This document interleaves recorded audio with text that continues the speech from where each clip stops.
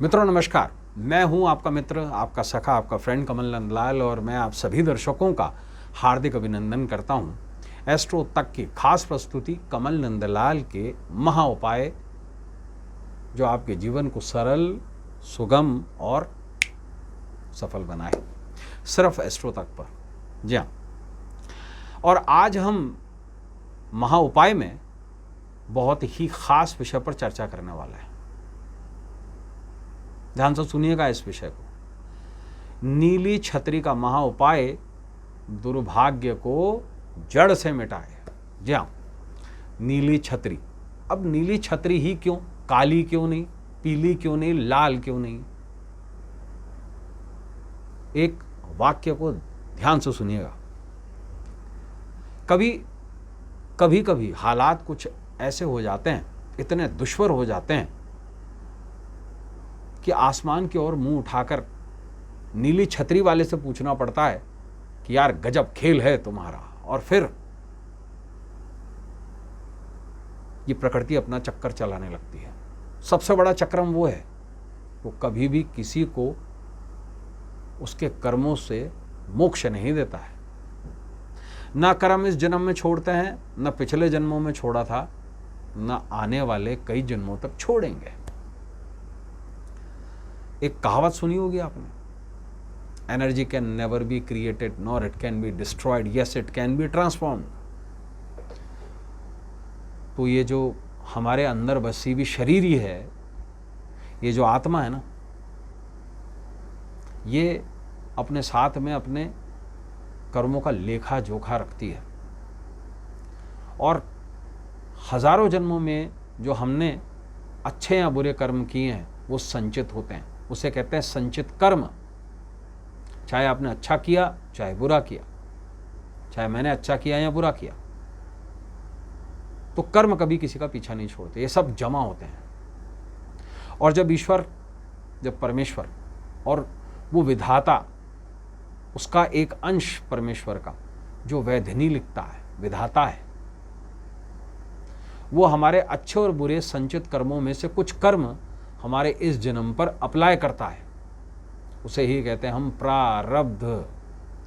और ये प्रारब्ध कौन रचता है? वो नीली छतरी वाला, वो परमेश्वर। बहुत सारी शायरियां हैं नीली छतरी वाले पे। हे नीली छतरी वाले, हे परमेश्वर, हमको अपनी शरण में ले ले। बहुत सारे गाने भी बने हैं, बहुत सारी लोकोक्तियां भी हैं। लेकिन नीली छतरी आखिर है क्या, और नीली छतरी वाला है कौन? देखिए, देवताओं को देखिए, है ना, हर एक का अपना मंदिर है, लेकिन एक ऐसा है जिसका मंदिर नहीं है, जिसका आलय है। जिसे आप पीपल के नीचे रख दीजिए तो वो पीपलेश्वर हो जाता है, बड़ के नीचे रख दीजिए तो बड़ेश्वर हो जाता है ना। मोहल्ले के नाम से भी ईश्वर बन जाता है। किसी मोहल्ले का नाम अगर मान लीजिए गीता नगर है तो वो गीतेश्वर हो जाएगा। उसे जिस नाम से बुलाइए वो उस नाम से व्याप्त है, क्योंकि वो कण कण में व्याप्त है। वो है परमेश्वर, निराकार शिव और शिवलिंग। उसे ही कहते हैं हम नीली छतरी वाला। और दिल्ली में तो इस नाम से एक मंदिर भी है। जी हाँ, और ये महाभारत कालीन मंदिर है। आप इसके बारे में गूगल कीजिएगा, आपको पता लग जाएगा। और ये महाभारत के समय से है। देखिए, शास्त्र हमें कई ऐसे उल्लेख देते हैं। भगवान श्री कृष्ण ने पुष्कर के पास एक जगह है पौंडेश्वर, वहां पर शिवलिंग की स्थापना की। ब्रह्मदेव ने जब उनका 5वां सिर काटा गया तो 5 ब्रह्मलिंगों की स्थापना करी, तो आकाश से वो लिंग वहां स्थापित हुए। और ये तो आज हम शिवालय पर कलश बनाने लग गए।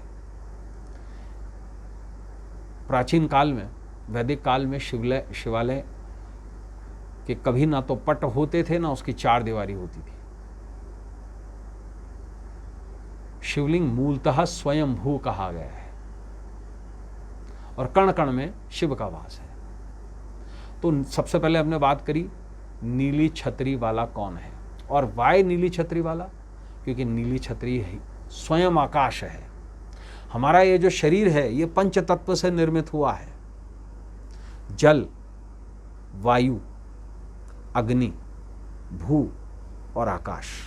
तो ये जो पांचवा तत्व है यही है नीली छतरी, और परमेश्वर जो शिव हैं वो हैं नीली छतरी वाले। जब दुर्भाग्य परचम फहरा रहा हो, कोई रास्ता ना हो, हर रास्ता बंद हो गया हो, हर दरवाजा बंद हो गया हो, तो एक ऐसी जगह जिसमें दरवाजे ही नहीं होते, कायदे से तो शिवालय कभी बंद ही नहीं होता, ना तो ग्रहण में, ना किसी पातक काल में, ना किसी सूतक काल में। शिवालय कभी भी बंद नहीं होता। आपने महाकालेश्वर उज्जैन में देखा होगा, काशी विश्वनाथ में देखा होगा, बाकी जगहों के पट बंद हो जाते हैं ग्रहण काल में, लेकिन एकमात्र शिवलिंग है जो स्वयंभू होता है, जिससे ये संपूर्ण ब्रह्मांड बना है, वो उसके दरवाजे कभी बंद नहीं होते। तो उस नीली छतरी वाले को पुकार लगाइए, और ये उपाय इतना खास है कि अगर ये उपाय कर लिया गया तो आपका बुरे से बुरा समय भी गुड टाइम में बदल जाएगा।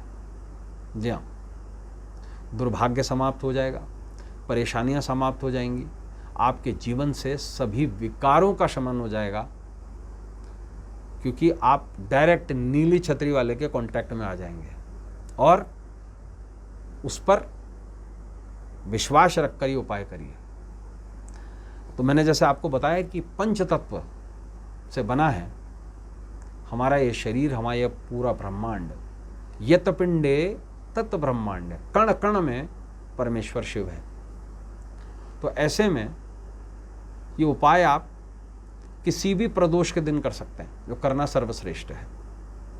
अगर दुर्भाग्य बहुत ज़्यादा हो गया है, समस्याएं नाम नहीं ले रही ख़त्म होने का, माता की समस्या, पत्नी की समस्या, पति की समस्या, बच्चों के स्कूल की फीस, गाड़ी की टेंशन, लोन EMI की टेंशन, कोर्ट केस की टेंशन, विवादों की टेंशन, है ना, टेंशन इस बात की कि जीवन में आज तो सब कुछ अच्छा चल रहा है, लेकिन कल क्या होगा, भविष्य की टेंशन, हर परेशानी से मुक्ति का ये खास उपाय है। अब ध्यान से सुनिएगा इस उपाय। किसी भी सोमवार के दिन, किसी भी शनिवार के दिन, या जब कभी भी शिवरात्रि पड़ती हो, मासिक शिवरात्रि, इस साल 13 शिवरात्रियां हैं 2026 में, आपको क्या करना है, बाजार से क्रय कर लीजिए नीला छाता यानी कि नीली छतरी, और वो नीली छतरी आप शिवालय जाइए, पूरी प्रार्थना के साथ में अपने सर से स्पर्श करवा के उसे शिवलिंग पर चढ़ाकर वहीं छोड़ दीजिए। आश्वस्त कर रहा हूं आपको, दुर्भाग्य छूमंतर होगा। तो दोस्तों, ऐसे ही खास विषयों को लेकर एस्ट्रो तक पर कमल नंदलाल के महा उपाय में कल आपसे फिर मुलाकात होगी। आज के लिए बस इतना ही। नमस्कार और हाँ, नमः शिवाय। अगर आप मुझसे जुड़ करके अपनी समस्याओं का समाधान चाहते हैं और चाहते हैं कि आपकी समस्याओं को ज्योतिष के माध्यम से सुलझाया जाए, तो आप हमसे संपर्क कर सकते हैं, जुड़ सकते हैं एस्ट्रो तक पर।